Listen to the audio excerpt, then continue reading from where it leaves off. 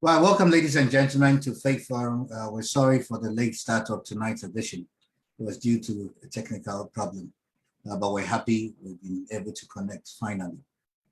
So it's a joy and a pleasure to be able to come your way with Faith Forum once again. As you know, Faith Forum is a platform for critical reflection on the things that are passed on to us. So critical reflection on things pertaining to our faith and practice. And tonight we're bringing to you another wonderful edition with some wonderful panelists. I'll be introducing them very soon. So once you get connected, kindly share with your friends, family, work colleagues, and your church members, because you are in for a wonderful treat tonight. All right, so kindly share, okay? So in a short moment, we'll get started, and I'll be introducing the wonderful team that we have tonight. I'll do a brief introduction, and afterwards, every member of the team will have the opportunity to introduce themselves. All right, so welcome once again. So, well, ladies and gentlemen, welcome. Tonight's edition of Faith Forum is focused on Allelon Theological Seminary. In a short moment, you get to know what Allelon is all about. All right, so just stay tuned and get ready for a treat. So tonight we have Minister Ben Afriye. Minister Ben Afriye, you're welcome to Faith Forum. We have Usha. Usha is not a stranger to Faith Forum. I guess this is about her third or fourth appearance. You're welcome. It's good to see you once again, Usha. Thank you. Okay. Yes, and for the first time appearing on Faith Forum, Dr. Angus Christian. Angus, you're welcome to Faith Forum. Thank you very much, Bishop. And I think for the third time, we have Dr. Harvey Kuyani. Harvey, you're welcome. It's good to see you again. Thank you so much. Good to be here. Great. Right. I mean, no stranger to Faith Forum, a regular panelist, Reverend Dr. Israel. It's good to have you once again. Thank you very much, Bishop. Always a pleasure to hang around in this platform. Great. And for the second time, Dr. Na Holloway. It's good to see you. Yeah. Well, for the first time, Dr. Kim. Dr. Kim, welcome to Faith Forum. Thank you very much. Thank you. All right, and no stranger to Faith Forum tonight, we have once again Dr. Sheila Akumia Conte. Thank you, Bishop, and it's a pleasure, as always. Well, and my co-host, as always, Dr. Ibenedu. Doc, you're welcome. You're muted. and I guess tonight you're going to play a dual role.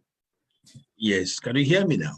Yes, I can hear you. Good. Yeah, great to be here once again. I mean, Faith Forum has been it's been a blessing to the general public, and great to introduce Allelon today to our public. Great. All right. So, ladies and gentlemen, you're welcome once again. As I said earlier on, do share tonight's edition. I mean, the last time we had Faith Forum, some people accused us that they didn't get to hear about it.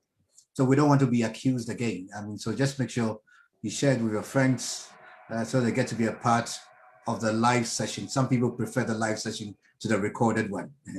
The live session offers you the opportunity to ask questions, which can be, responded to almost immediately. All right, so ladies and gentlemen, tonight we're just going to get started. And tonight the focus is on introducing Allelon Theological Seminary. All right, so I will call upon Dr. Harvey, who happens to be the lead person for Allelon, to tell us what Allelon's Theological Seminary is all about and why Allelon. Thank you so much. Good to be here. Yes, so I'll be talking about Allelon Theological Seminary, a new born seminary that's just emerging out here in the UK, but with a global focus, with an emphasis on world Christianity. Now,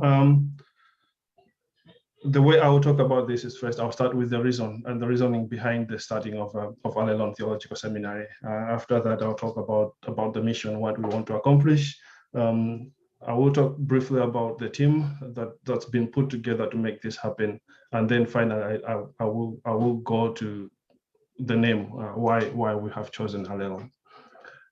We start Allelon Theological Seminary for a very, very important reason. And that reason is that two things. First, we celebrate today, in the context of world Christianity, we celebrate that Christians, followers of Christ, can be found in almost every country in the world.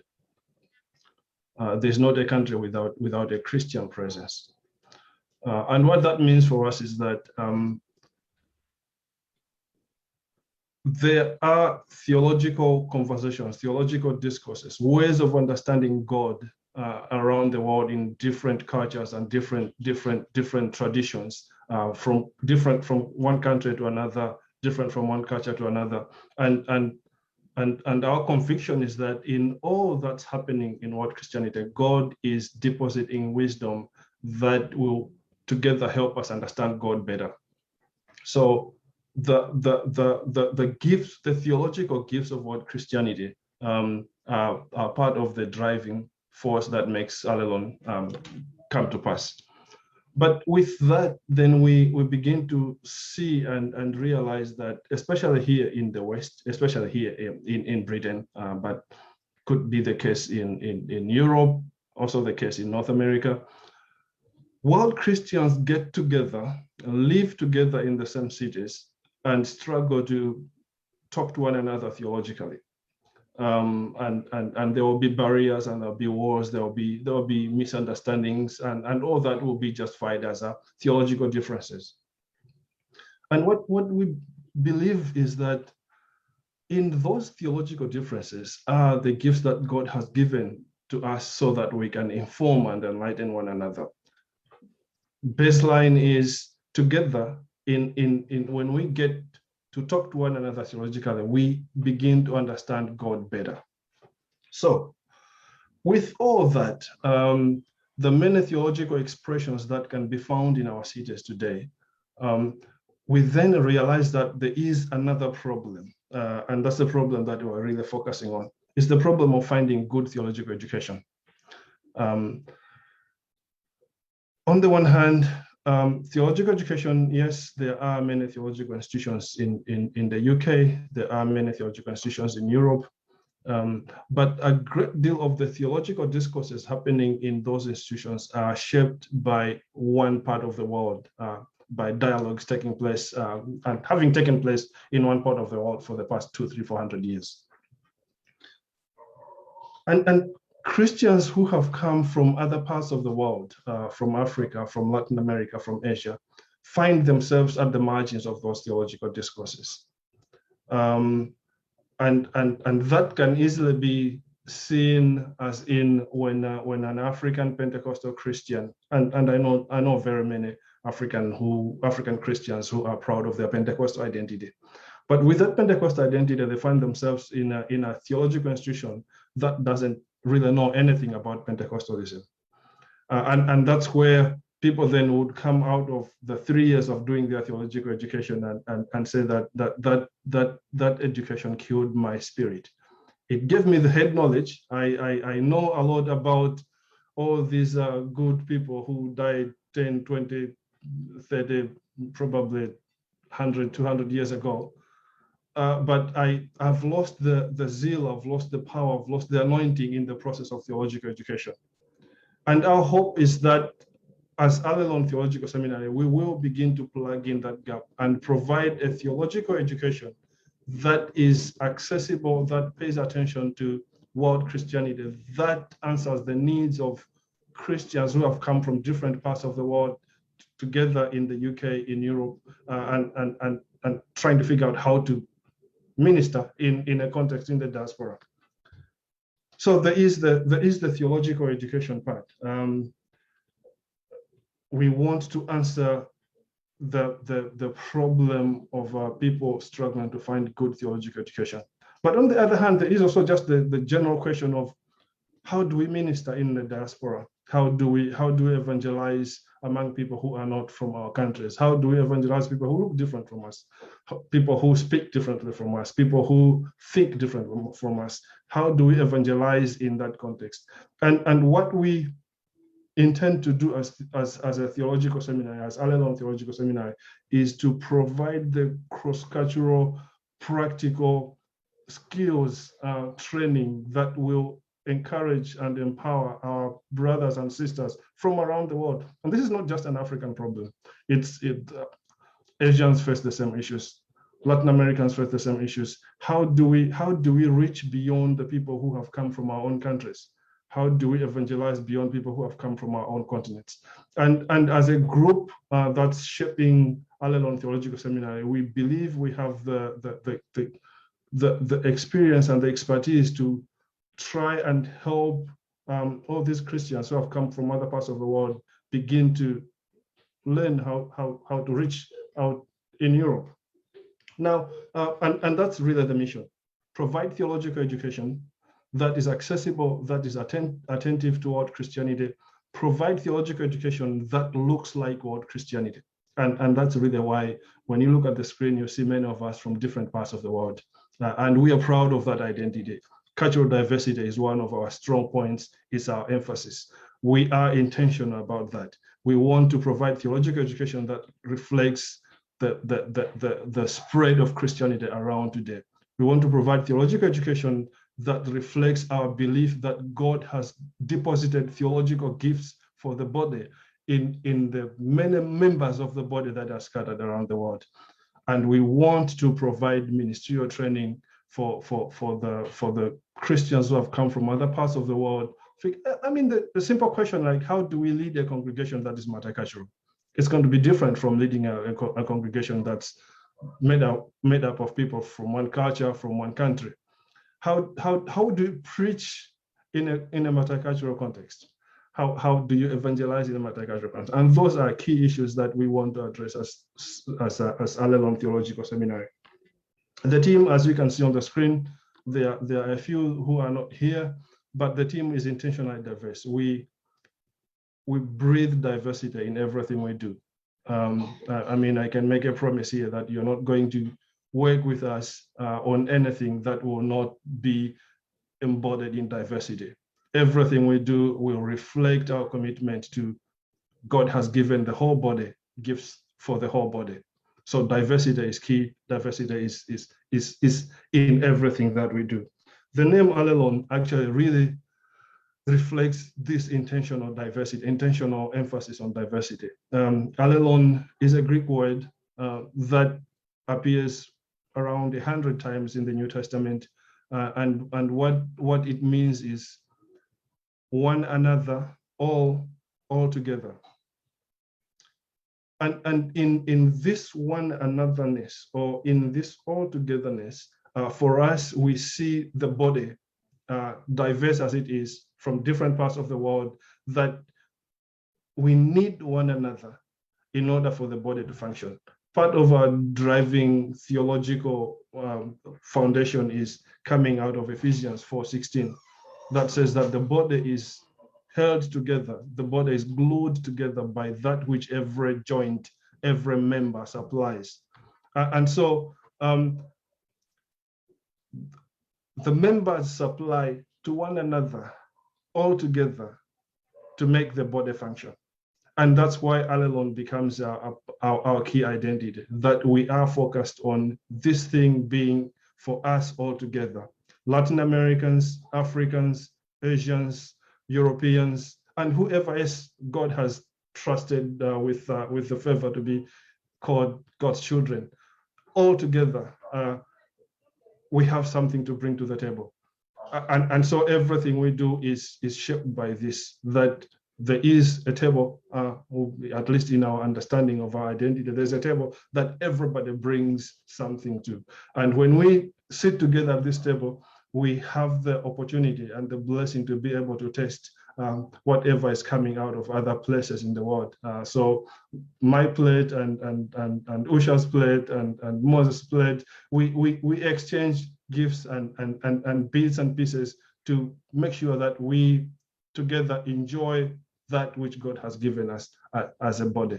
So that's really about Allelon Theological Seminary. As I said, Allelon means one another or all together, and really, as you look at the screen, you see faces who look different, like people who have come from different cultures. That coming together of us to create Allelon is really an expression of what Allelon is about. Let me stop there. Thank you so much. Right, thank you very much for that comprehensive introduction of Allelon, all together, one another. I mean, and obviously out to present something different from what the already existing organizations are promoting or are presenting. I mean, that's wonderful. Right, so before I go to the others, I'd like you to maybe briefly introduce the team. You've spoken about having a team of people, experts in different areas who have wonderful contributions to make this to Allelon. So could you just briefly tell us, I mean, who they are and their roles, and then afterwards I'll go on to each of them to tell us what they bring to Allelon and what contribution they seek or they're planning to make to the success of Allelon. Okay, that's coming to me. Yes, as I said, this is a gathering of people who probably would not be in the same place if it were not for God calling us to be together in this work.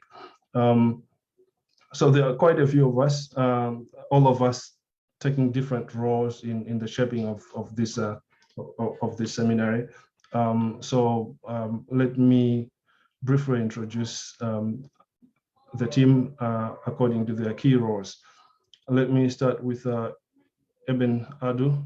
Dr. Eben Adu, I'm wondering whether I should let you introduce yourself first before we talk about your role. Let me. Yeah. Sure. Well, yeah, I'm Eben Adu. I'm originally from Ghana. I've been in this country since 2002. I'm married. I've got 3 kids. Teenagers still running around. In terms of I got saved in Ghana way back, I think in the 80s, and along the line drifted, went into the world and committed my life to Christ in the 90s. I started got baptized in the Holy Spirit, speaking in tongues in the 80s. So I've been around for a while.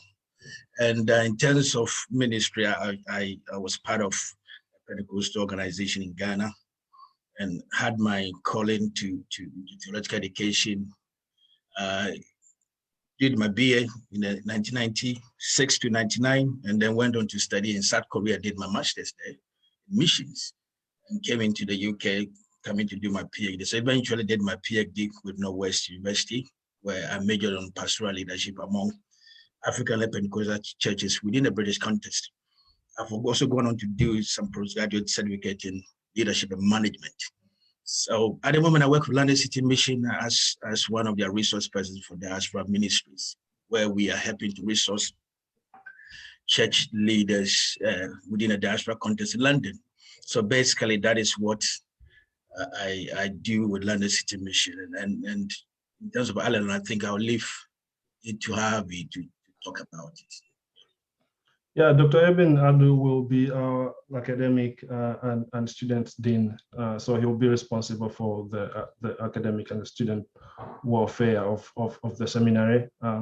That's quite, of course, a big job, but I mean, Dr. Eben has left quite a lot of his experience in his introduction.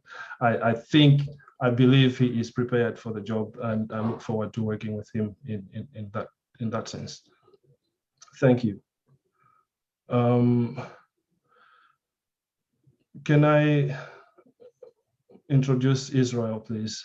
Israel, just a minute or two of your introduction before we talk about your role in the seminar. Thank you very much, Harvey. And yeah, my name is Israel Oluwale Olofinjano. I'm Nigerian, and I suppose my current role is I work with the Evangelical Alliance as one of the directors. I'm on the senior leadership team of Evangelical Alliance as one of the directors, the director of One People Commission, which is a network of senior national church leaders across the UK, drawing together senior church leaders from African churches, African Caribbean churches, Latin American churches, South Korean churches, South Asian churches, the sort of, basically world Christianity being reflected in the evangelical constituency in the UK in that sense.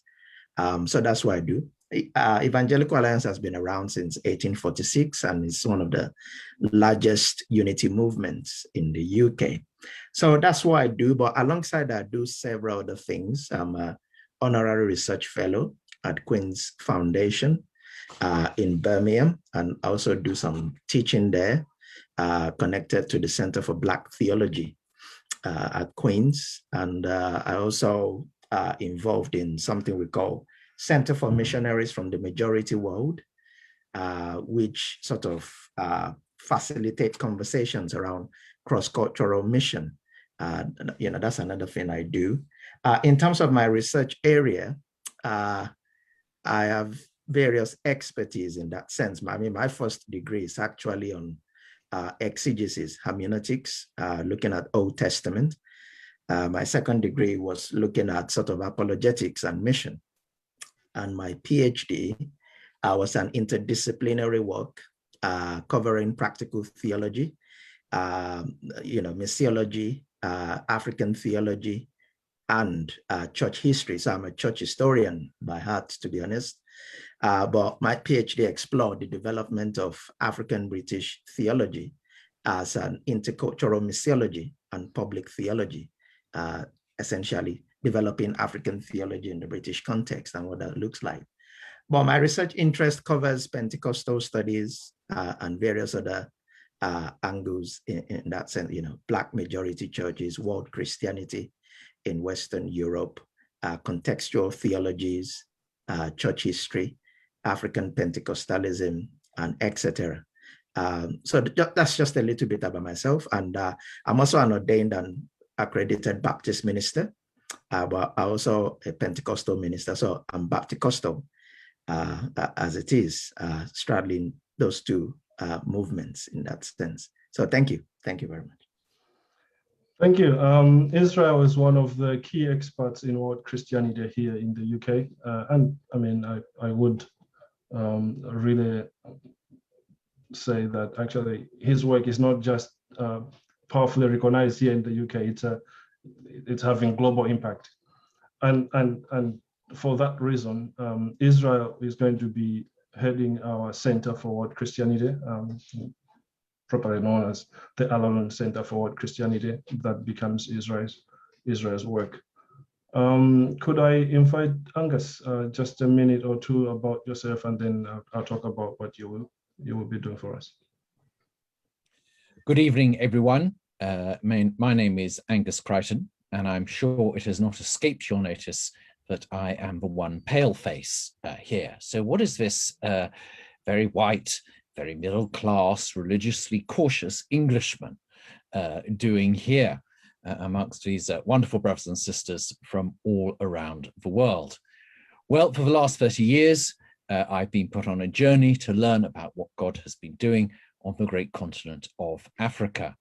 That has meant several periods living there and a long period of instruction and learning about Christianity on the African continent, for which I am very grateful for the individuals here and individuals else where on the continent who have been instructing and teaching me, particularly in East Africa and above all Uganda. So professionally, this has meant that as an ignorant Englishman, I have to take every opportunity to learn from my brothers and sisters on the African continent.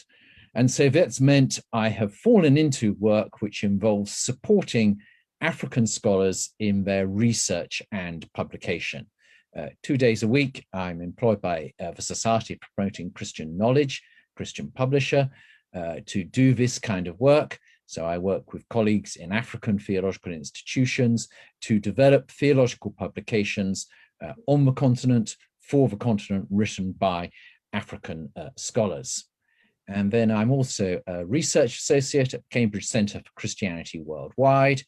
And so a lot of my work there involves using missionary society archives to read them against the grain to find out that actually African Christianity is indeed an African story, that the missionaries were nearly always running to catch up with African initiative. And that's all buried away in dusty volumes in university libraries here, just waiting to be uncovered.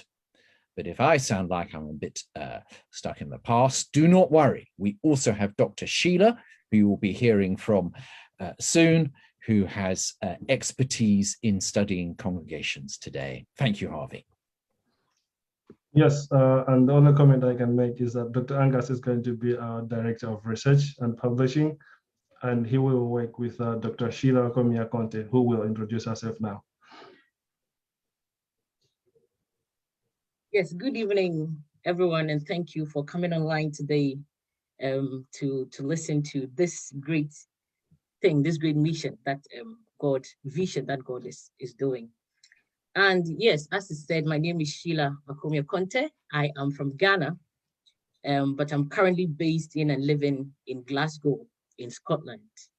My initial academic background is in media studies, media communications, and development studies, and recently, not too long ago, in theology.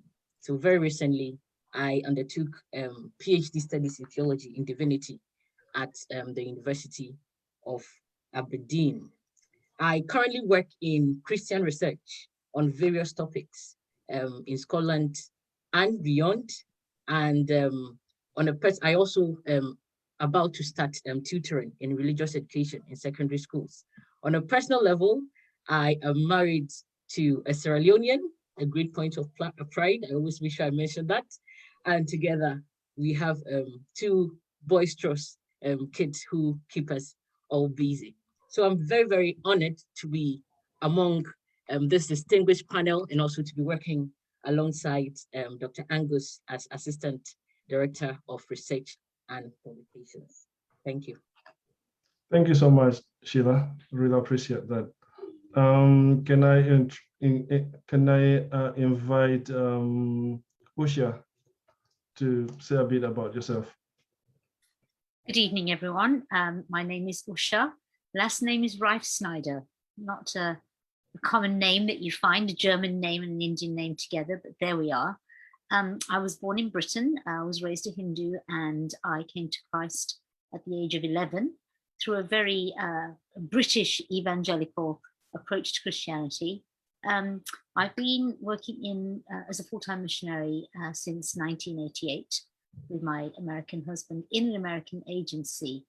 And then I recently started to develop an interest in mission from alternate perspectives. I'm working on a PhD at the moment, and I'm looking at transcultural aspects of British Gujarati conversion. So I'm interested to find out, when people from other faiths come to Britain and make Britain their home, how do they interact with the gospel, and what aspects of their culture do they keep? Unlike my esteemed colleagues, my studies are located in anthropology rather than in theology. And I have to say that I find that to be very exciting, as watching people movements and watching the engagement with the gospel from a perspective that does not begin in Western Christianity is one of my passions. I'm married to Matt, and I have 2 adult children. Thank you, Usha. We're cheering you on as you finish your thesis with Dr. Usha pretty soon. Really appreciate that. Thank you. Dr. Kim. Okay, before I let Dr. Kim skip, Usha and Israel and Dr. Kim will work together in the Allelon Center for World Christianity. Dr. Kim, you may go ahead now. Thank you very much. Hello to everyone. I'm from originally South Korea, and I converted to Christianity from Buddhist Confucianism mixed background, and then it's the age of 17.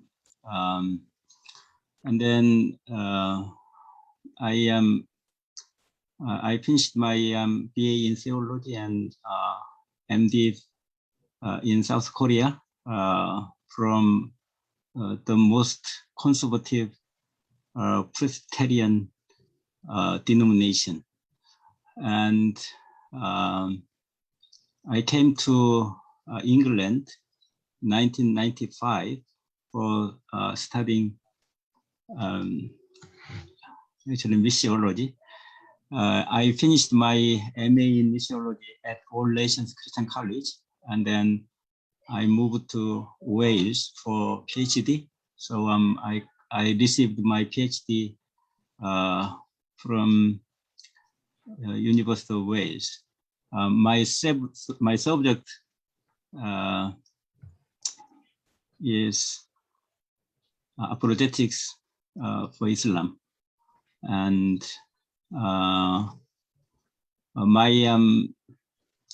the major approach to Islam, I call it exclusive fulfillment theology, which means that every religion has their ultimate goal, but that ultimate goal cannot be achieved or fulfilled in that religion, but it only fulfilled or accomplished in Christ. So it is because only Christ is the truth. This is a very powerful and very effective approach to other religions, including Islam. And I involved in diaspora refugee ministries, and I'm a coordinator in APEN UK. APEN stands for Arab Persian Europe Network, mostly Korean refugee workers network. It begins because of my suggestion, and then I now play that role. And I involved in some other organizations. And then I normally, before COVID, went to South Sudan, Ukraine, Sierra Leone for providing the course for local pastors. And then I'm traveling a lot the countries, the Islam countries, the North Africa, Middle East, and Central Asia and Turkey for providing seminar about the exclusive fulfillment theological approach for Korean missionaries and local workers. And I married with only one wife, and I have two grown-up children. And then my son married, and he gave me a wonderful granddaughter. And then my daughter working in New York in America as a solicitor. Yeah, that's my my background. Thank you very much. Thank you so much, Dr. Kim. As some of you may notice, we have Dr. Israel leading up the Allelon Center for World Christianity, really an expert in world Christianity with a focus, of course, on African Christianity. Usha, or soon to be Dr. Usha, really providing us expert guidance on South Asian Indian Christianity, plus, of course, Indian Christianity in the diaspora, as you heard about her research, exploring Gujarati faith experiences in Britain. And Dr. Kim gives us the pathway into Asia, South Korea, and that part of the world, in addition to his expertise in Islam. So we're quite loaded. We also have a few friends who are not here tonight, but experts in Latin American Christianity, Latin American theology, such that as the center begins, and even as the seminary begins, we are equipped to be able to talk confidently world Christianity, whether it's African Christianity, Latin American Christianity, Asian Christianity. We're in a good place to have and lead those conversations. Let's go back to introductions. Eben Afriye. Right. Thank you, Dr. Harvey, and good evening, everyone. I'm Eben Afriye, originally from Ghana, but currently live in London, Kent to be precise. Okay, so it's always a privilege to be among, the elite group, and I count myself blessed. Yes, so I am a chartered accountant by profession, fellow member of ACCA, a chartered banker, and also holds MBA in finance. Currently, I am the CEO and a director of TLE's Accountancy Limited. It's just an accountancy firm, but it's not all about money, and finance, I'm also a born-again Christian. I got born again in the early 80s or somewhere mid-80s, and I've been in the faith since 80s up to today that I'm sitting here. I'm still in it, and that's a privilege, serving as a servant in the ministry. And currently, I'm fellowship with International Central Gospel Church as a minister, and yeah, that is it. A privilege to be part of Allelon Theological Seminar. Dr. Ham. Minister Eben Afriye will be the head of our finances, so he will take care of the money for us. And we're really delighted, really blessed to have him among us. His guidance so far has been so helpful. So thank you, Eben, for being part of the team. You're welcome, sir. Dr. Anam Fundisi Holloway. Now it's your turn. Good evening, everybody.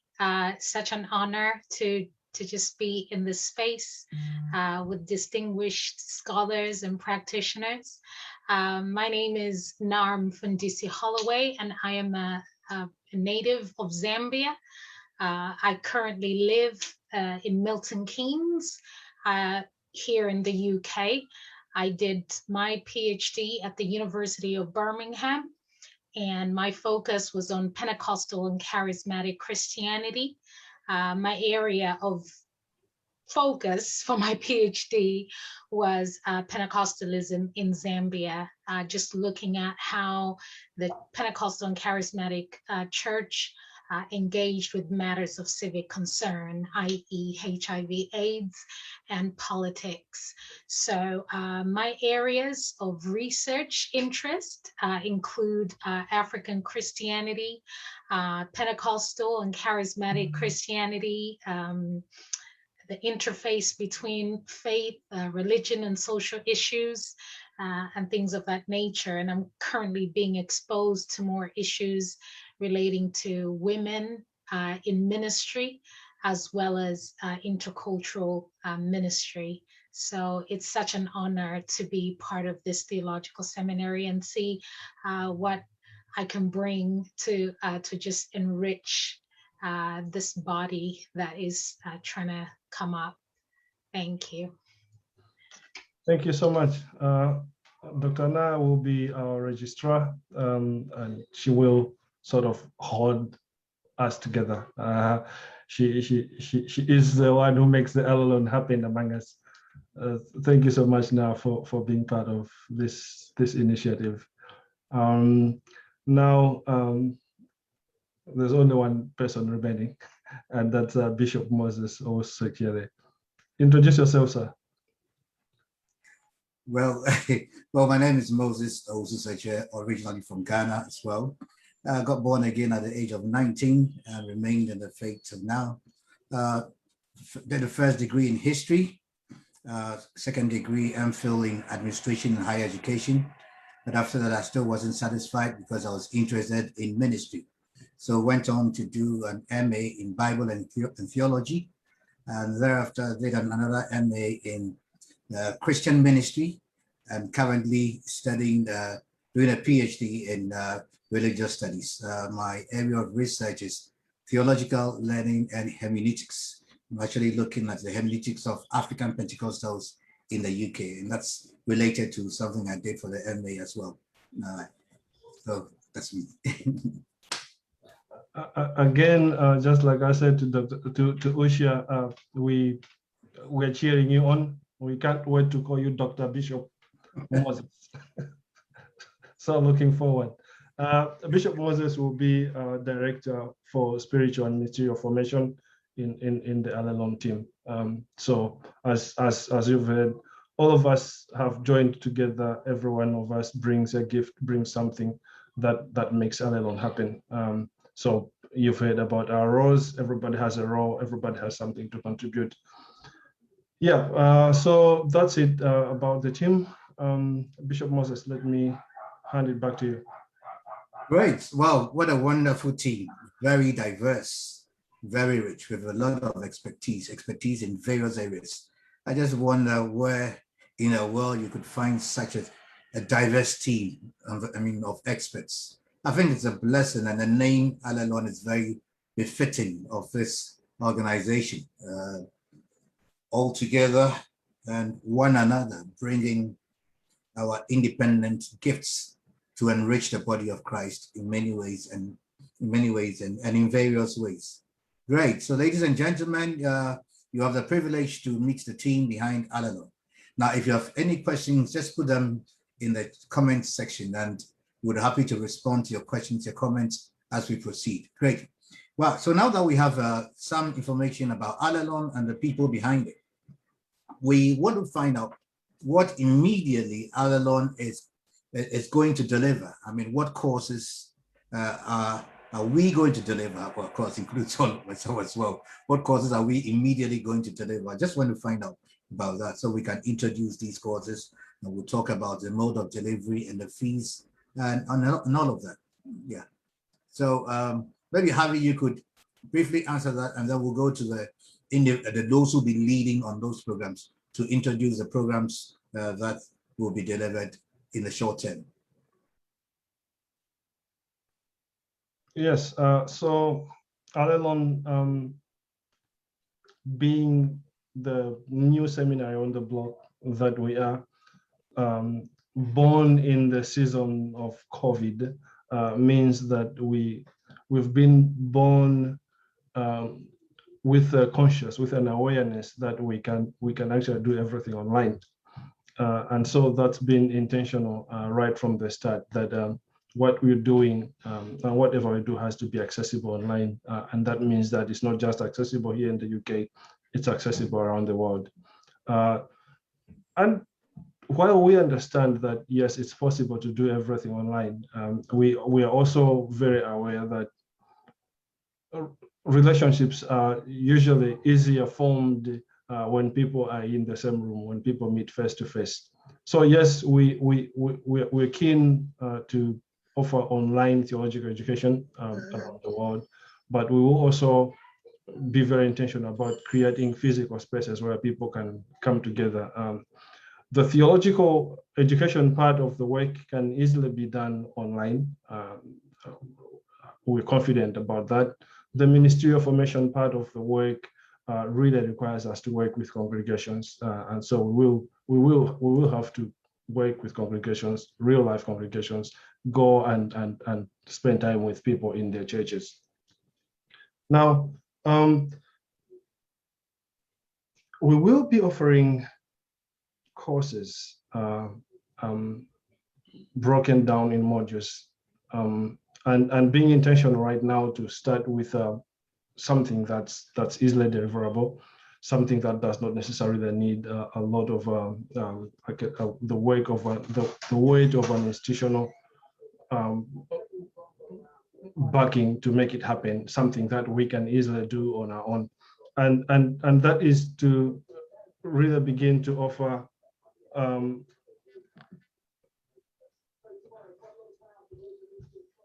portable courses, modules that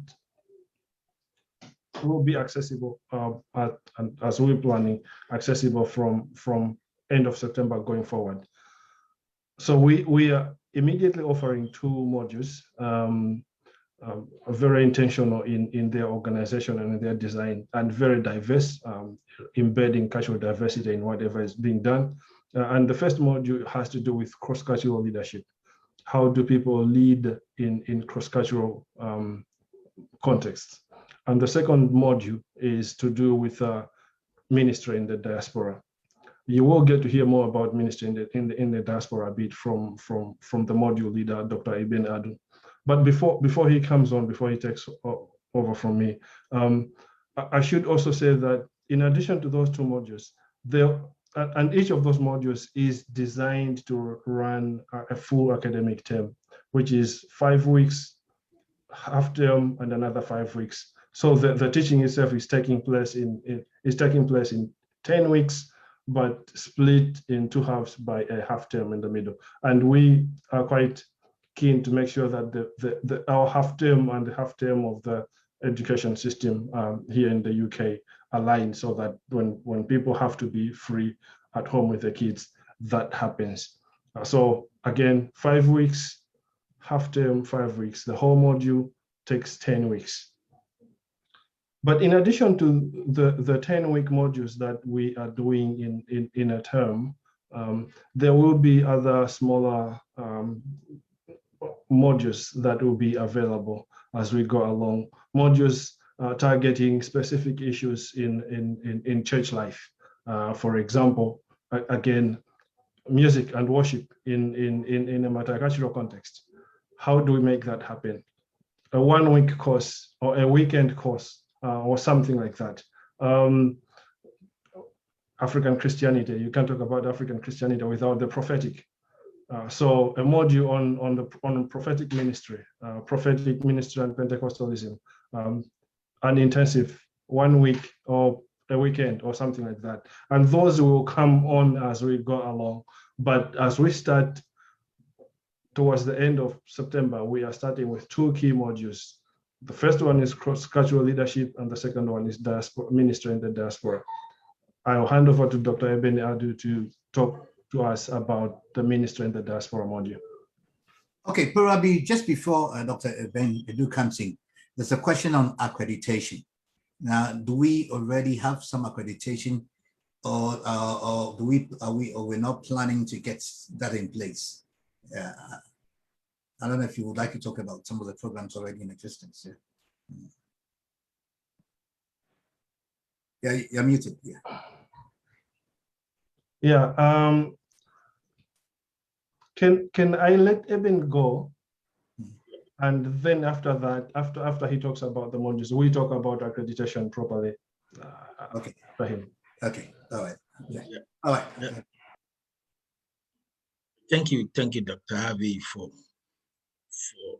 your leadership, and also introducing Allelon to us. And I believe that one of the areas that we need to look at in terms of our courses and models is diaspora ministry. We know a lot of Christians from the majority world, those from Latin America, Asia, and Africa, and even Europe, Eastern Europe, and Middle East, have found themselves in the West. And so, and they've brought their faith. They're not here just to observe the environment. They are here to also express their faith, and they've established so many churches over the years. But some have also reached a place where they are seeking to engage the Western context, how to do church, how to be much more effective and relevant. And so this model is going to really help to journey with these churches and leaders and even Christians in general. It's not to just say that they are not doing something already. Most churches are doing something, but we are coming alongside them, helping them to really be much more contextual. So I would like to share just an overview of the model, and so I'm going to share on the screen, and hopefully you can take some stuff from it. So just a second.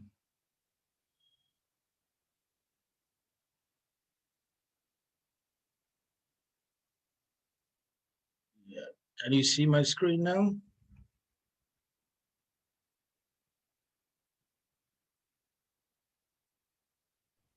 We can. Yeah, just so yeah, so this model is diaspora ministry model summary. So it's just an overview summary of diaspora ministry. And I'm the course leader. And the objective of the model is to equip church leaders from diaspora to engage the Western context for God's mission. This course looks at the missional and church engagements of church leaders from Africa, Asia, and Latin America, among others in the UK and the West. It is to help them to be biblically, theologically, culturally, pastorally, and practically relevant in discharging their pastoral missional calling in the UK and the West. How are we going to deliver this course or this model?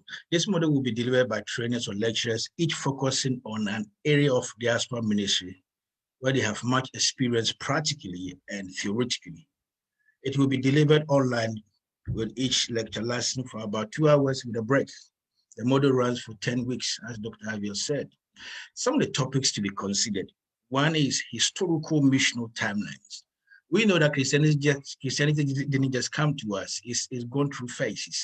So this topic or this theme is going to look at how Christianity has journeyed over the years. So we're going to look at the existence of Christianity in Africa and other non-Western countries. Sometimes people say Christianity is a white man's religion. No, it is not a white man's religion. It existed in the West, in Africa and other parts of the world. We have the likes of Tertullian, Athanasius, Augustine, who championed Christianity in Africa, probably in the 6th, 7th century. And so we're going to look at that aspect of the history of Christianity or mission work.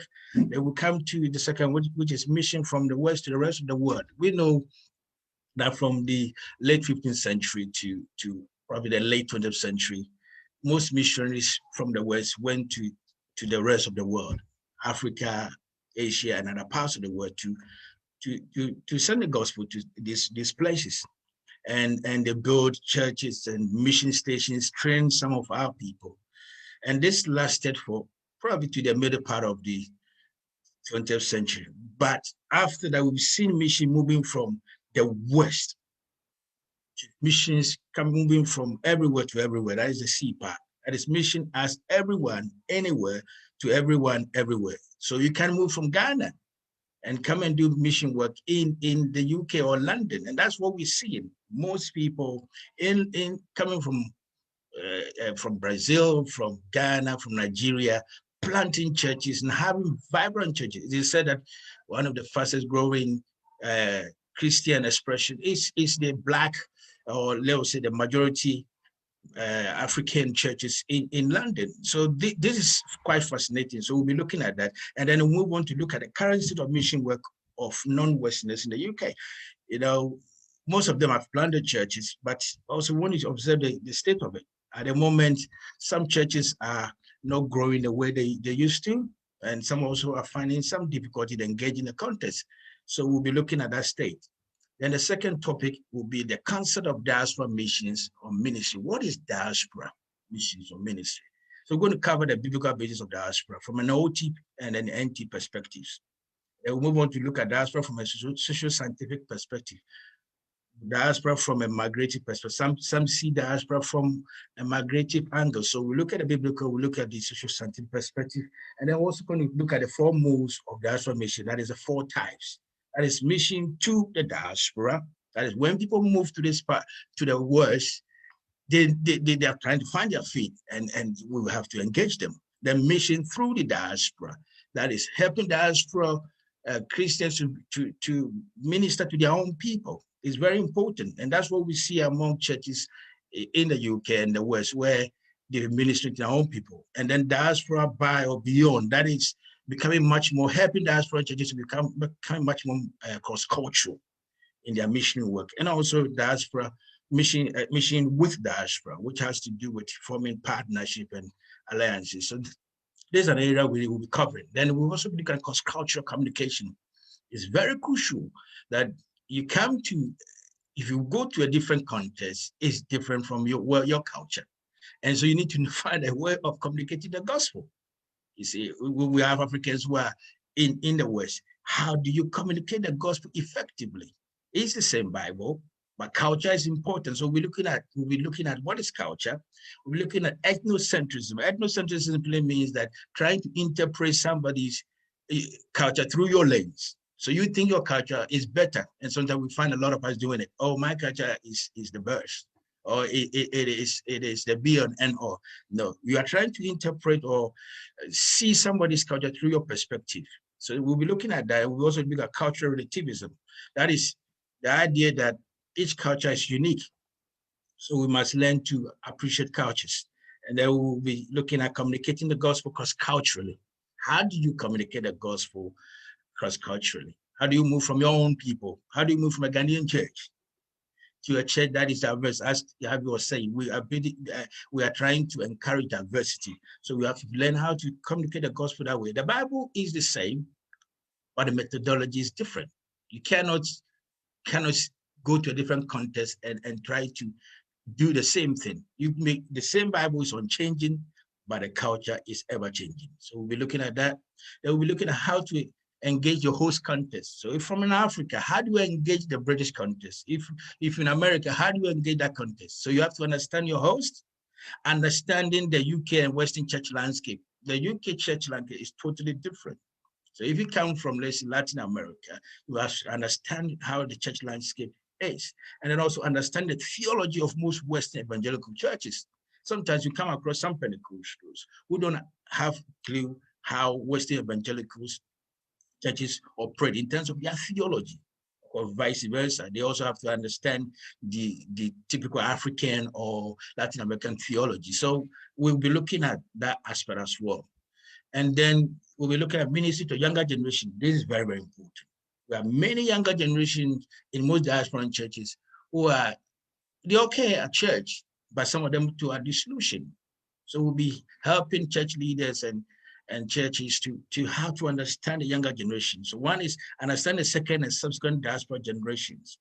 Then the second one is ministry to the indigenous youth. You may be in an environment where you have a lot of youth who are indigenous. How you need an understanding of them. And then the third one is cultural and theological differences between first generation diaspora Christians and subsequent generations.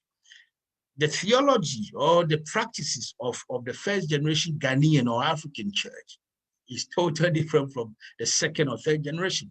And this is creating some challenges. The African first generation cosmology, the way they see the spiritual world, is totally different from the way the second generation see it. Sometimes within the less than African context, first generation have a concept of witchcraft. But those who are born here don't hold that concept. And it creates tension. So a pastor preaching and talking about witchcraft, then the second generation is in the church and he's wondering, what are you saying? I have no idea what you're talking about. So we need to understand the differences. Then the fourth is to look at why are second and third generation diaspora youth leaving their parent church. Some of them were, as we were born, they had no option but to go to church. But some of them went to university and decided come back and they don't want to go to church anymore. They're not connecting with the first generation, the generation of their parents. We need to look at that. And then understand other religions. Cannot be involved in diaspora ministry or ministry in the West without understanding other religions like Islam, Hinduism, Sikhism, and Buddhism. We have an expert in that area, Dr. Kim, can help us in doing that because we have other religions. Islam is growing massively in London and in the UK. And as a church leader, or as a Christian, you need to understand these religions, their nuances, their worldview, their theology, so that you can be able to minister to them. So that's what we're looking at. And then understanding your community and church culture. If your church is located, let's say in Barking, you need to understand that community. You need to understand the demographic. And then before you can even engage them. And we'll be looking at the church culture. Every church has its own culture. So we'll be looking at understanding your community, B, understanding your church's unique culture. When you go to a church, you will find a certain unique culture being displayed. And that culture can be a blessing or a barrier. And the third one is barriers to the growth of your church. The concept of time, the barriers to the growth of church. Some churches are doing well, but others too, there are certain things that they do that causes some barriers. For instance, African concept of time is relaxed, it's not strict. The British or the Western concept of time is strict. And this can create problems. Africans can hold a meeting for long periods, but the typical British may not. So we want to look at that. And then the decoration and ambience of a church, you might think this is trivial, but it's very important. I can go to a church, I can tell you this church can appeal to all the guardians because of even the deco in the place. These are issues we have to look at and deal with. And then the choice of music, another big thing. You go to some churches, the first generation love some music, but others don't. And so you go, and it could be a turnoff. So let's look at that. We'll be looking at that. Sorry, let me go back. Understanding diaspora communities, we also need to understand the communities that our churches are situated, or the diaspora communities. So we're looking at African community, Asian community, Latin American community, Middle Eastern community, and Eastern European communities. We have experts to look at that. Then understanding your community and church, I think I've touched on that. Understand other religions. Sorry, I'm going back. Let me.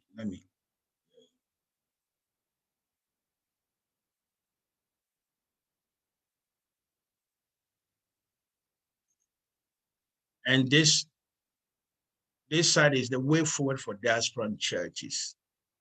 We need to, some of us have reached a place where we're looking at what's the way forward. And the way forward for diaspora church, one of the things is the willingness to engage. You cannot have a church in London or any part of the UK and not engage the context and not engage people within that. So there should be the willingness to engage. The second one is building gospel partnership. You have to, if you're a typical, let's say, Pentecostal church, how you should be able to build partnership with other traditions, other churches, other Baptists.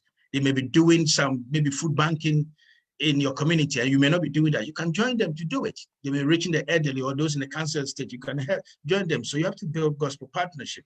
The C is building relationship with indigenous British churches. Yes, very important. Build relationship with churches that are different from you. If you come from a typical Pentecostal background where it's Holy Spirit baptism and speaking in tongues, you can build a relationship with Baptist who doesn't maybe go that way, or Anglican who is not an Anglican charismatic. And this is very, very important. And working with indigenous mission agencies, there are mission agents like London City Mission with so many ministries. We have Birmingham City Mission. We have missions spread across the UK. And I think that for churches to be relevant, you have to also engage such mission organizations, because there are certain things they do. For instance, I work for London City Mission. There are some things the missionaries have do, or they've got experience, that I think that if churches connect with them, it's going to help them. And then also building pastoral networks. It's not encouraging to find yourself as a diaspora church or a leader in your own corner. You need to build pastoral networks, people from different backgrounds, to share perspective and also to be encouraged. And so that would be probably the ninth session. And then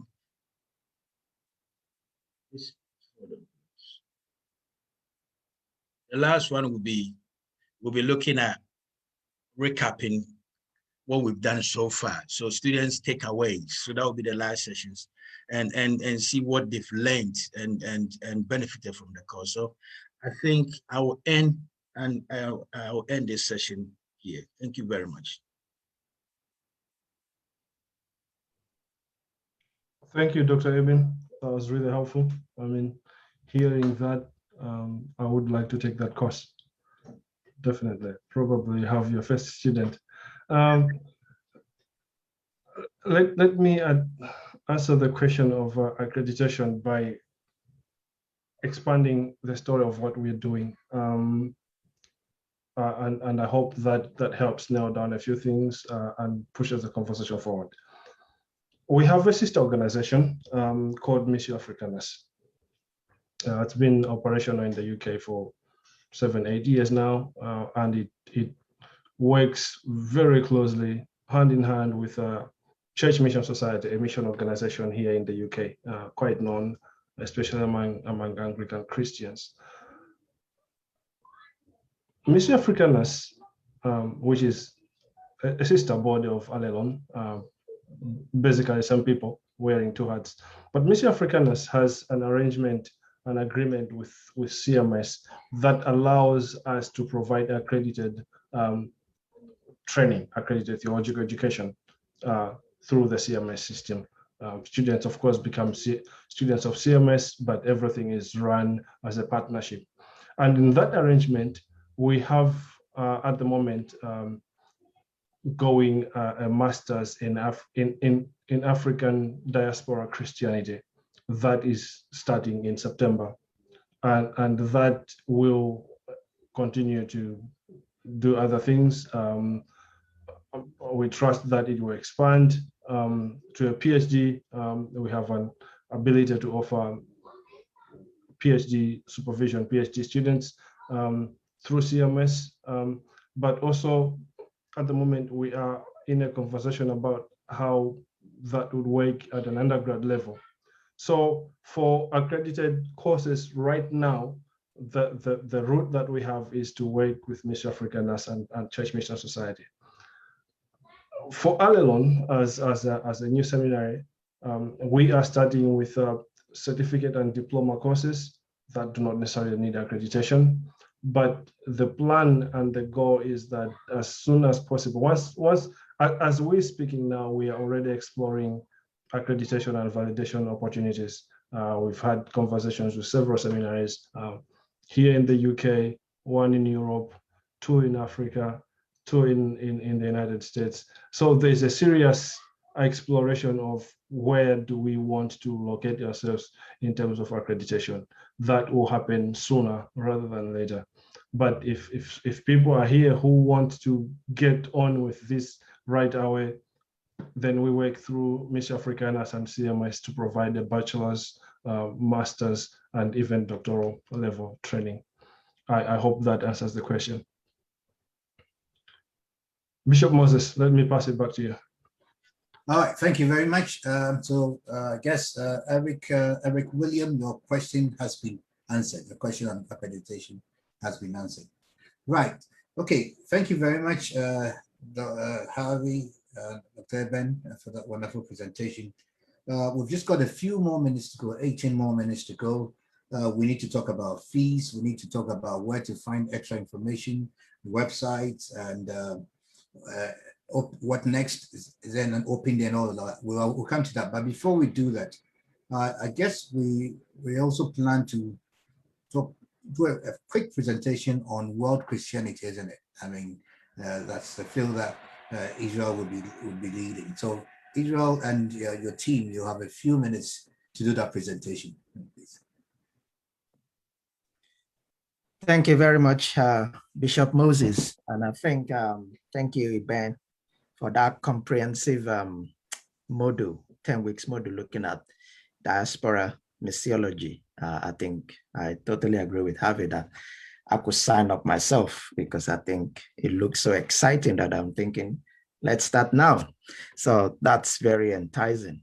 I think in terms of world Christianity, within the few minutes, just to entice people about what to look forward to when we begin to run that model, is the approach I'm thinking we will have is looking at world Christianity in the European context, because there is world Christianity, which is looking at Christianity as it is growing in the continent of Africa, Latin America, and in Asia as it is. But what many people are becoming to realize is that actually there is world Christianity itself now in the European space.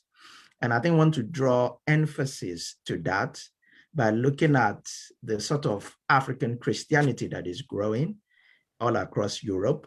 I've done some preliminary research and studies in the UK context, some in the Netherlands, some in Germany and Sweden, that one can draw and begin to understand some of that, just understanding African Christianity in some of those spaces in that sense.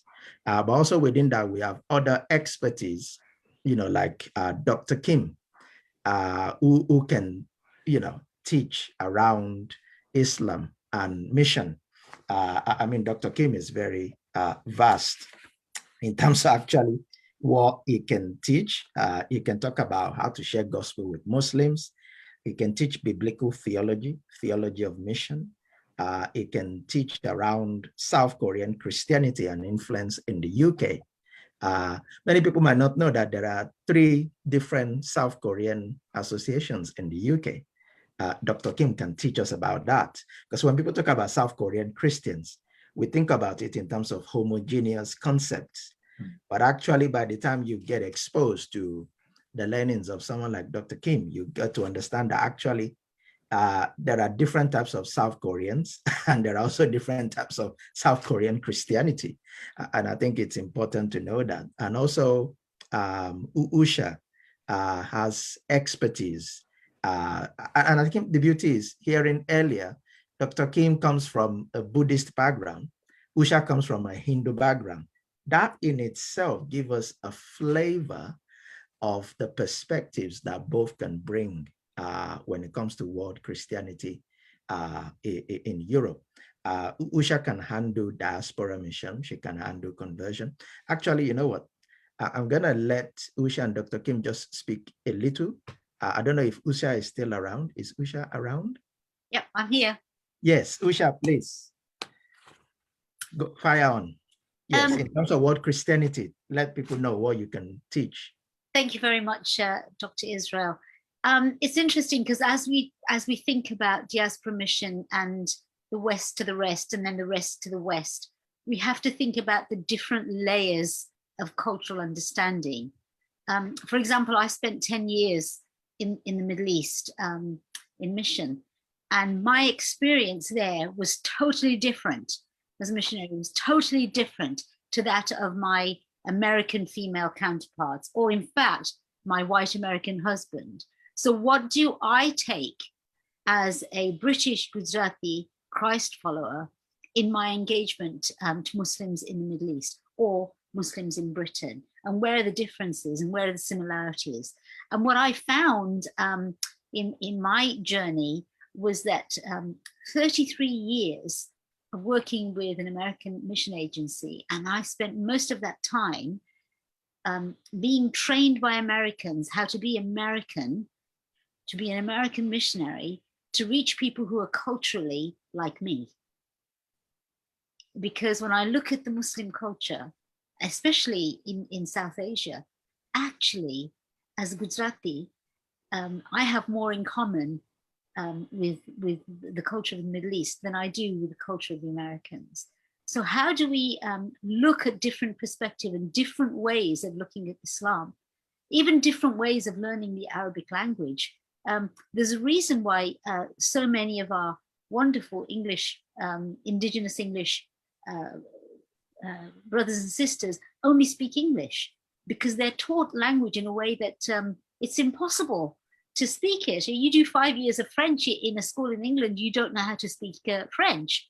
And then they use the same technique to teach us Arabic. Well, as a Gujarati person, as a bilingual person already, the way I learned Arabic was entirely different to how white missionaries who are trying to use white teaching methods to teach languages on the mission field. It's entirely different. So we have approaches to world Christianity and approaches to world mission that are not to replace what the West has done, but to come alongside and see how we can work together. So just from the perspective of diaspora mission, what does that look like from all the different angles? So I'm very excited about that. aspect of teaching on mission. Thank you very much, Usha. And before I just hand back to Bishop Moses, Dr. Kim, I know you're there and you spoke briefly earlier, but I don't know whether you can just tease out for people some of the dynamics within South Korean Christianity that we talked about, the three different groups you mentioned when we had our conversation, and some of the things you can also teach around world Christianity. Dr. Kim, is that all right? Yes. There are three Korean pastors and missionaries organizations in UK. One is KCA, stands for Korean Church Association. That's the group of the Korean pastors who minister the Korean churches. And then the second one is KCA, the Korean, KMC, Korean Mission Society. Is the group of the Korean missionaries in UK. And then the last one is LMC, London Mission Conference.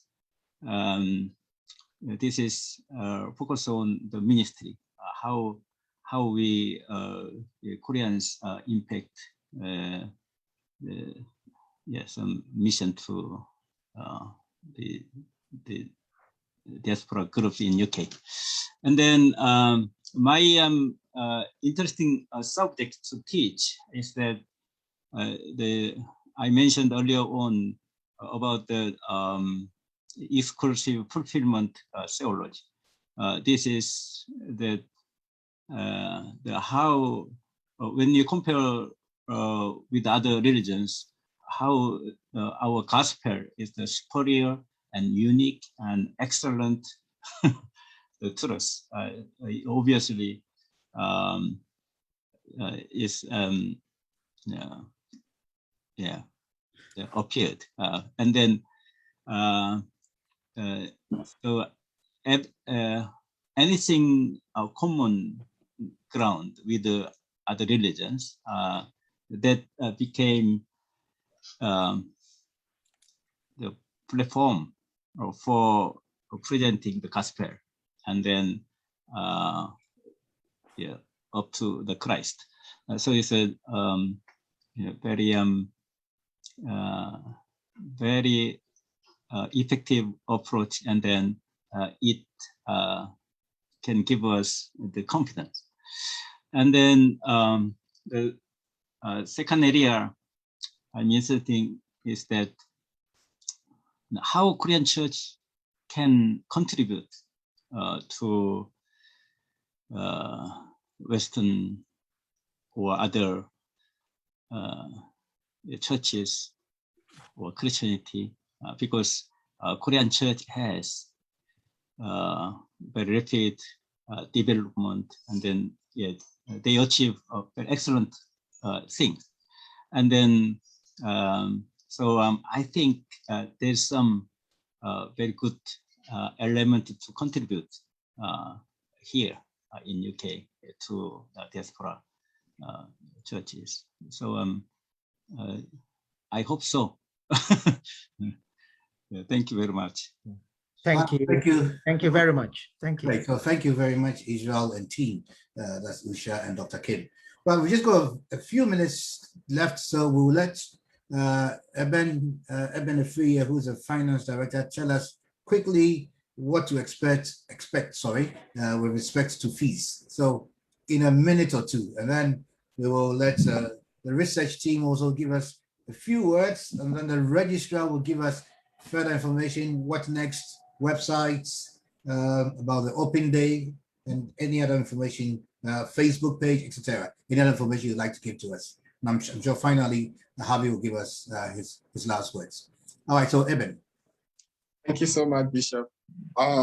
It's amazing to see a whole lot of talents, a whole lot of, intellectuals put together for this particular project. But one thing that is fascinating is that they are not interested in money. They are all interested in the vision of ATS, Allelon Theological Seminary, and how to impact knowledge onto people. I think that is what's probably on their hearts, imparting knowledge onto people. But of course, as an organization, as an institution, based on things that needs to be done, we need a little bit of money to push it alongside with the vision and what they want to do, but not necessarily to pay them. Because if you look at doctors all over, I mean, it's a privilege for some of us to be part of it, but can we pay them? No.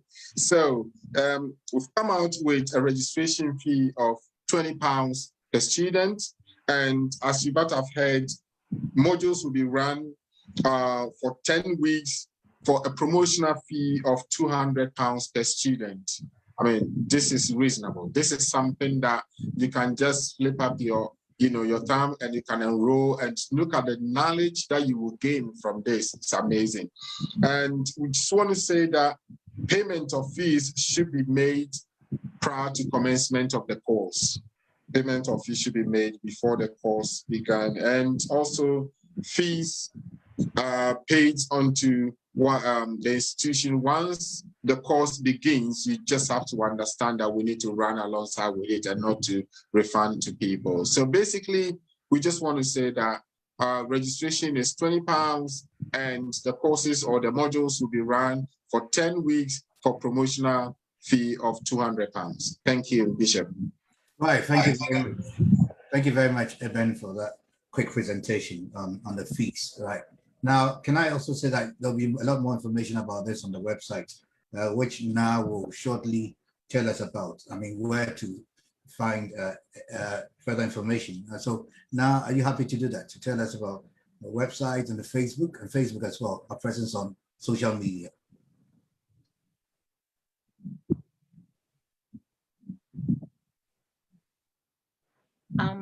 Yeah, hello everybody. So we are on Instagram as well as Facebook. We are known as Allelon Theological Seminary. So if you just type Allelon, it will just come up as an Instagram handle or a Facebook one. Our website, we do have a website, but it's at the moment we're trying to sort out a few technical issues, but if you just type in Allelon Theological Seminary, that should come up, the website should come up. But at the moment, we're still trying to iron out one or two things, but definitely visit our Instagram as well as Facebook as Allelon Theological Seminary, and that should be all right.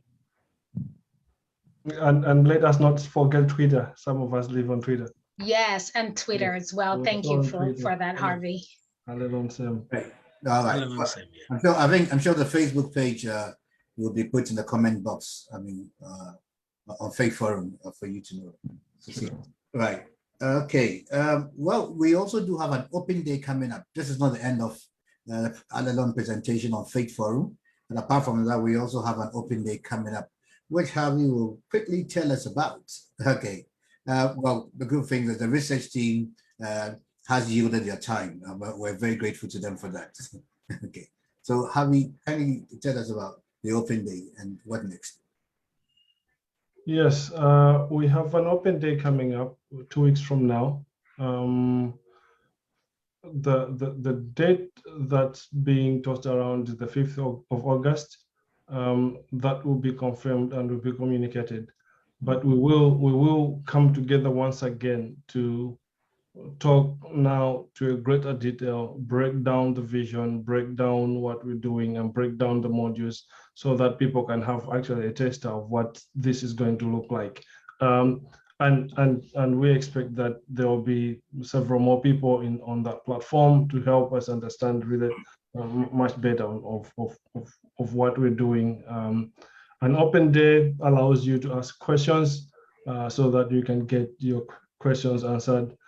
So yeah, I look forward to that. Actual date and everything else will be communicated as soon as possible. Thank you. All right, so thank you very much for that. So ladies and gentlemen, we look forward to the open day when you will also be allowed to join us on Zoom, and we'll live stream that on Facebook as well. Yeah. So you have the opportunity to interact directly with the people involved. We have a lot more people who could not make it today, but you have opportunity to ask all the questions you want to ask, and the questions will definitely be answered. I must say it's been a privilege introducing Allelon Theological Seminary to the world tonight, and we're very thankful and grateful to God for the wonderful team that we have today. And we do hope and pray that you will plan and prepare to enroll. And that's, I must also inform you before we go that there will be opportunities for people to pay their fees also in installments or by installments. All right, so because we're very mindful, very mindful. I mean, of the fact that it needs to be easily accessible to everyone. Okay, right. So I guess that's all for tonight. Unless anybody else has anything to say, but that's not the end. So go to the website, find out a little more information about Allelon. You may not be able to access it tonight, and I'm sure you'll be able to access it in the next few days. Go to Instagram, Twitter. You'll find information about Allelon released on a regular basis. But above all, do pray for this wonderful God-given vision, which is about to serve the world and to make an impact. Okay, so thank you very much, our wonderful panelists, for coming tonight. Wonderful team, very rich, very diverse, with great experts in many areas and varied areas. We're grateful to all of you for coming tonight. And ladies and gentlemen out there, thank you very much for sticking with us tonight.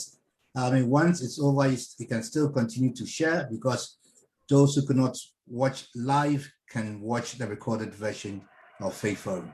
God richly bless you, and we look forward to coming your way again. Thank you and good night.